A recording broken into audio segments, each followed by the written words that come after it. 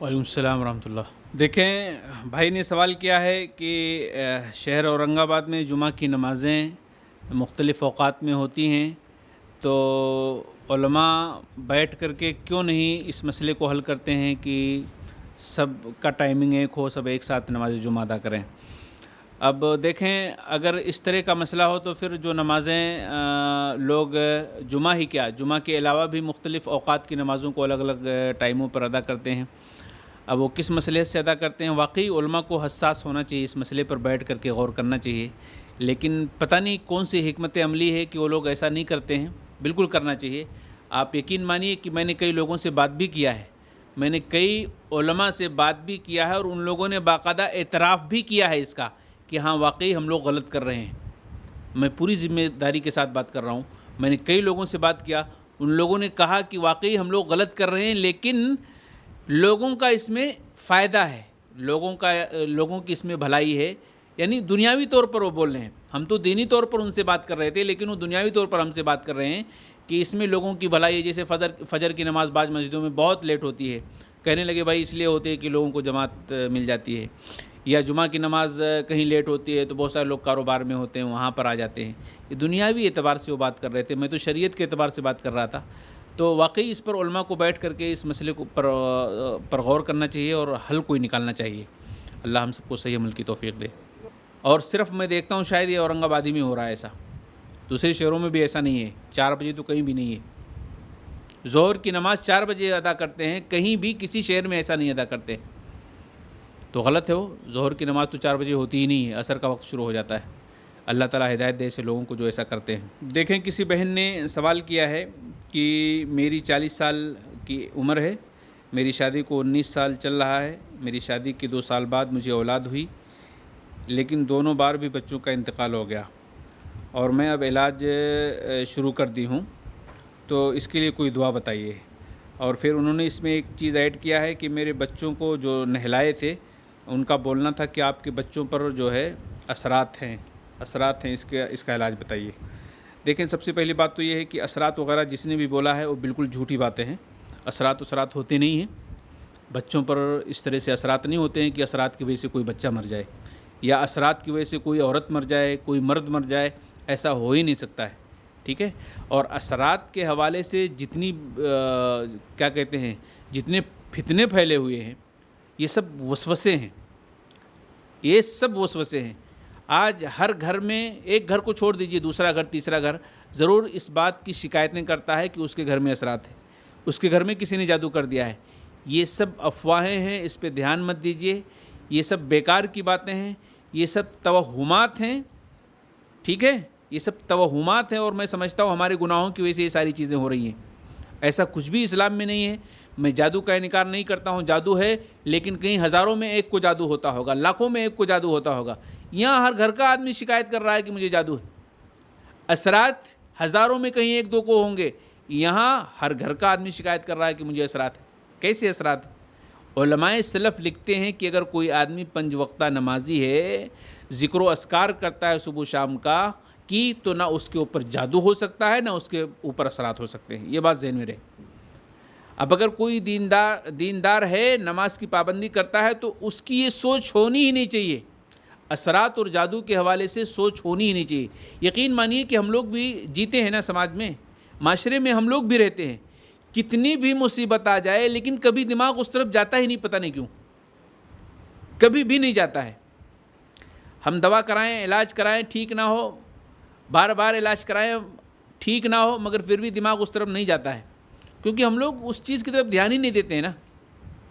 تو جو جیسی سوچ بنا لیتا ہے نا، وہ اسی سوچ کی طرف جاتے رہتا ہے، اور یہ بہت خطرناک وبا ہے۔ یہ انسان کی زندگی میں ایک موقع اس کے حوالے سے ایسا آتا ہے نا کہ کہیں کا نہیں رہتا ہے، وہ کہیں کا بھی نہیں رہتا ہے، یعنی دین پر بھی عمل کرنا چھوڑ دیتا ہے، آخرت کو بھی بلا دیتا ہے، دنیا بھی تباہ ہو جاتی ہے، آخرت بھی تباہ ہو جاتی ہے۔ اس لیے اثرات وغیرہ کے چکروں میں مت پڑیے، اثرات ہوتے نہیں ہیں زیادہ، اور نہ ہی جادو وغیرہ زیادہ ہوتے ہیں۔ بس آپ دعا کریں، صبح شام کے جو اذکار ہیں اسے کیجیے، اس میں ساری دعائیں ہیں۔ اب یہاں پر جو سوال ہوا ہے کہ بچے کے حوالے سے کوئی دعا بتائیں، تو آپ اپنی زبان میں دعا کیجیے نا۔ اگر عربی میں کوئی دعا ہوتی بھی تو اس کا معنی وہی ہوتا جو آپ چاہ رہی ہیں، یعنی اللہ تعالیٰ میری زندگی میں مجھے اولاد عطا فرما دے، صالح اولاد عطا فرما دے، نیک اولاد عطا فرما دے، میں بے اولاد ہوں مجھے صالح اولاد دے. اس طرح کی دعائیں آپ اپنی زبان میں کر سکتے ہیں. اگر قرآن و سنت کے اندر کوئی دعا ہوتی بھی تو معنی اس کا یہی ہوتا جو میں بتا رہا ہوں. تو میں کہنا یہ چاہ رہا ہوں کہ خاص طور سے اس طرح کی کوئی دعا نہیں ہے. آپ اپنی زبان میں دعا کریں. اللہ تمام زبانوں کا خالق ہے، وہی تمام زبانوں کو پیدا کیا ہے. آپ کی زبان کو بالکل ویسے ہی وہ سمجھے گا جیسے عربی زبان کی کوئی دعائیں ہیں، اور اس کو جیسا سمجھے گا ویسے آپ کی زبان کو بھی وہ سمجھے گا. تو بہرحال اس طرح سے آپ دعا کریں اللہ تعالیٰ سے کہ اللہ تعالیٰ آپ کی گود کو ہرا بھرا کرے، اور اس طریقے سے جو بھی بچہ پیدا ہو، صالح بچہ پیدا ہو، اللہ اس کو حیات دے، اللہ اس کو زندگی دے. اس طرح سے آپ دعائیں کرتے رہیں انشاءاللہ. کسی بہن نے سوال کیا ہے کہ ہماری بچی کی عمر 30 سال ہو گئی ہے اور 5 ٹائم نماز پڑھتی ہے، قرآن تہجد کی نماز سب پڑھتی ہے، لیکن اس کو رشتے آتے ہیں، اسے دیکھ کر کے چلے جاتے ہیں، واپس نہیں آتے. دیکھنے میں بھی اچھی ہے، اس سے چھوٹے سارے بھائی بہنوں کی شادیاں ہو چکی ہیں، کیا کرنا چاہیے؟ دیکھیں، ہم کو جو ہے تقدیر پر ایمان رکھنا چاہیے. انسان چاروں طرف سے جب ہار جاتا ہے، تھک جاتا ہے، شکست کھا جاتا ہے، تو تقدیر ایک ایسی چیز ہے کہ وہاں پر آ کر کے انسان مطمئن ہو جاتا ہے. یعنی انسان اگر تقدیر پر بھروسہ کر لے اور یہ عقیدہ رکھ لے کہ اللہ نے ہماری پیدائش سے کئی ہزار سال پہلے ہمارے رزق کو لکھ دیا ہے، کہاں ہم کو جانا ہے وہ لکھ دیا ہے، کس کے ساتھ ہمیں رہنا ہے وہ لکھ دیا ہے. اگر اس طرح سے عقیدہ رکھ لے انسان تو انشاءاللہ پھر کبھی اس کو لے کر کے ٹینشن میں نہیں رہے گا. ایک بات. دوسری بات یہ ہے کہ رشتے آتے ہیں تو کیوں نہیں جڑتے ہیں رشتے؟ بہت ساری وجہیں ہو سکتی ہیں. اس کی ایک سب سے بڑی وجہ یہ ہوتی ہے کہ آپ لوگ پتہ نہیں کیا دیکھتے ہیں سامنے والے کے اندر.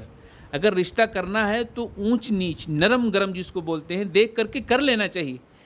بہت سارے خواہشات لے رہتے ہیں کہ بچہ ایسا ہونا چاہیے، اس کی یہ کمائی ہونی چاہیے، اس کا یہ گھر ہونا چاہیے.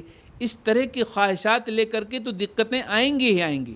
اس لیے میں مشورہ یہ دوں گا کہ اگر رشتے آتے ہیں اور ضرور آتے ہیں جیسا کہ آپ نے اس کے اندر لکھا ہے، تو آپ جو ہے کچھ زیادہ ڈیمانڈ مت کریں یا کچھ زیادہ خواہشات مت رکھیں یا بہت کچھ مت دیکھیں، بلکہ تھوڑا ادھر ادھر نرم گرم دیکھ کر کے آپ رشتے کو جوڑ لیں انشاءاللہ.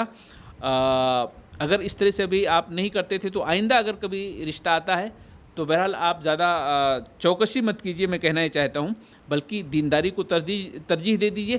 اگر دیندار لڑکا ہے تو کہیں بھی کما کھلا سکتا ہے انشاءاللہ، کہیں بھی کما کھلا سکتا ہے، کیونکہ اللہ تعالیٰ ایسے بندوں کی ضرور مدد کرتا ہے جو دین پر چلتے ہیں.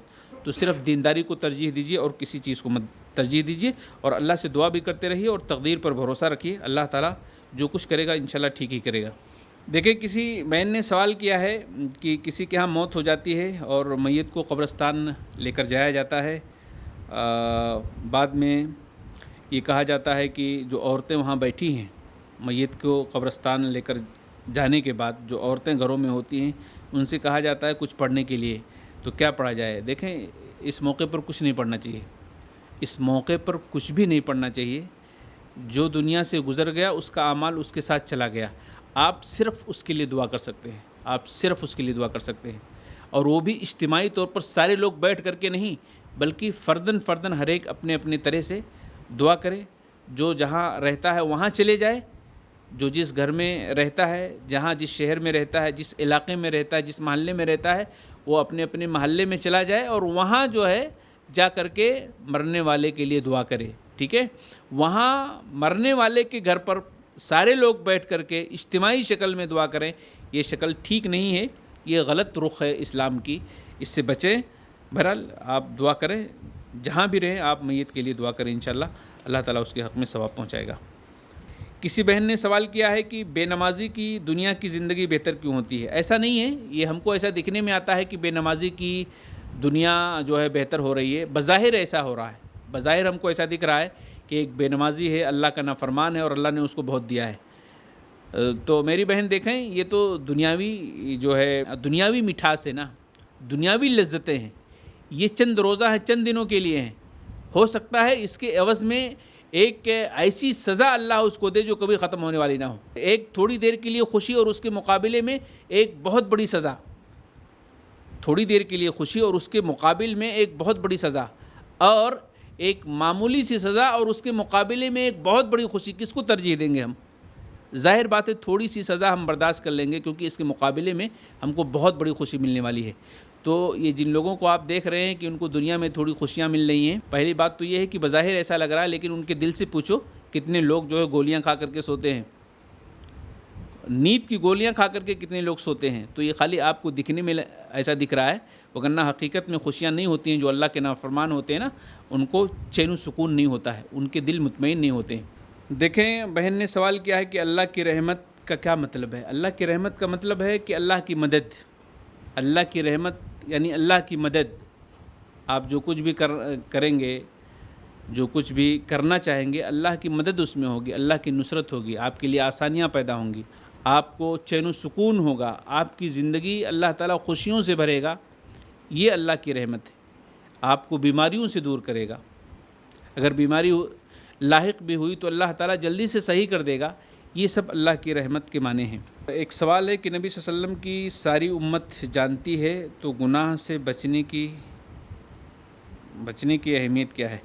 گناہ سے بچنے کی اہمیت یہ ہے کہ انسان جو ہے نیک بن جاتا ہے۔ جو انسان گناہوں سے بچتا ہے، اس کا اپوزٹ انسان نیک بن جاتا ہے، اور جو انسان نیک بنتا ہے، اللہ کی مدد، اللہ کی تائید، اللہ کی نصرت ایسے لوگوں کے ساتھ میں ہوتی ہے۔ دیکھیں بھائی نے سوال کیا ہے کہ 2 بھائی ہیں، ایک صاحب اولاد ہے، ایک بے اولاد ہے۔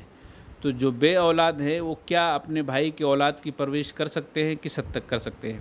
بالکل کر سکتے ہیں۔ اگر پرورش کرنا ہے تو پرورش بالغ ہونے تک کر سکتے ہیں، پڑھائی کی تکمیل تک کر سکتے ہیں۔ پرورش کرنے کی کوئی لمٹ نہیں ہے۔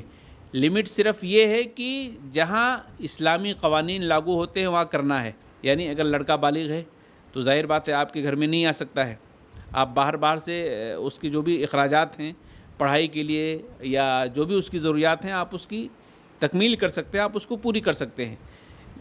تو پرورش کی کوئی حد نہیں ہے، اخراجات کی تکمیل کی کوئی حد نہیں ہے، آپ پوری زندگی اس کی مدد کر سکتے ہیں، اس میں کوئی حرج کی بات نہیں ہے۔ دیکھیں بھائی نے سوال کیا ہے کہ ہم لوگ تجارت کرتے ہیں یا کرنا چاہتے ہیں، لیکن بہت سارے لوگ کہتے ہیں کہ سنت کے حساب سے اگر آپ کا حلیہ رہے گا تو وہ ٹھیک نہیں رہے گا، مارکیٹ میں آپ کو عزت نہیں ملے گی وغیرہ وغیرہ۔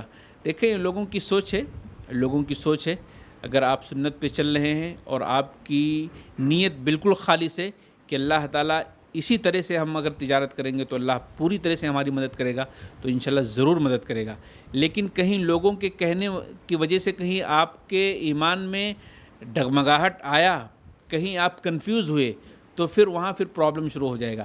اس لیے ایک نیت طے کیجئے کہ میں خالص مسلمان ہو کر کے ہی تجارت کروں گا، اسلام کے دائرے میں رہ کر کے ہی تجارت کروں گا۔ انشاءاللہ ہو سکتا ہے وقتی طور کے لیے کچھ مشکلیں آئیں، لیکن ضرور کبھی نہ کبھی آپ کامیاب ہوں گے۔ ایک دن کامیابی آپ کا ضرور انتظار کرے گی۔ اور ایسے بہت ساری مثالیں ہیں، آپ دیکھ لیں۔ یہاں تو لوگ کرکٹ باقاعدہ شرعی لباس میں کھیلتے ہیں، یعنی داڑیاں ان کی شرعی ہوتی ہیں، اور بہت سارے کرکٹ کھیلنے میں جب یہ چیزیں رکاوٹ نہیں بنتی ہیں تو تجارت کرنے میں کیسے رکاوٹ بنیں گے؟ دیکھیں بھائی نے سوال کیا ہے کہ آپ نے درس میں بتایا ہے کہ اگر 4 نشانیاں کسی کے اندر موجود ہوں، پائی جائیں تو پکا اور خالص منافق ہوگا۔ تو اگر کسی آدمی کے اندر ایک ہی نشانی پائی گئی تو اس کا کیا معاملہ ہے؟ اگر کسی آدمی کے اندر ایک خصلت پائی گئی، ایک عادت پائی گئی، تو وہ بھی منافق ہوگا، یعنی منافق کی شکل وہ بھی اختیار کیا ہے، منافق کی کے جیسے وہ بھی عمل کر رہا ہے، یہ معنی اس کا ہوگا۔ پوری طرح سے منافق ہو گیا ایسا ہم نہیں کہیں گے، لیکن منافق کی صفتیں اس کے اندر بھی پائی گئیں، منافقانہ عمل وہ بھی کر رہا ہے، جو کہ ایک بہت بڑا گناہ ہے، اس سے بچنا چاہیے۔ آخری سوال لے لیتے ہیں۔ دیکھیں بھائی نے سوال کیا ہے کہ ریا سے بچنے کا طریقہ کیا ہے؟ تو ریا سے بچنے کا طریقہ یہ ہے کہ آدمی جو بھی خیر کا کام کرے، بھلائی کا کام کرے، اس میں ایک نیت یہ بنائے کہ اللہ تعالیٰ یہ سب میں تیرے لیے کر رہا ہوں۔ اب اگر اس میں وسوسے بھی آتے ہیں کہ نہیں، بعض دفعہ ایسا آتا ہے کہ لوگ دیکھیں، فلاں دیکھیں، تو اگر انسان نے نیت کر لی ہے کہ اللہ تعالیٰ یہ کام میں صرف تیرے لیے کرنے جا رہا ہوں، تو انشاءاللہ بعد میں اگر اس طرح کے وسوسے بھی آئیں تو بھی اس وسوسے سے کوئی جو ہے نقصان نہیں ہوگا۔ تو ایک نیت بنائیں کہ مجھے یہ کرنا ہے، اور پھر دل جمعی کے ساتھ، پوری ایمانی طاقت کے ساتھ اس کو جو ہے اس کام کو کریں۔ اور جو میں نے دعا بتائی ہے، اللہم انی اعوذ بکا ان اشرک بک وانا اعلم واستغفرک لما لا اعلم، اس کو بھی پڑھ لیں، انشاءاللہ پھر کوئی مسئلہ نہیں ہوگا۔ چلیں ختم کرتے ہیں. اللہ تعالیٰ ہم سب کو کے بیٹھنے کو قبول فرمائے اور ہم سب کے اس اجتماع کو نجات کا ذریعہ بنائے. آمین یا رب العالمین. السلام علیکم و رحمۃ اللہ وبرکاتہ.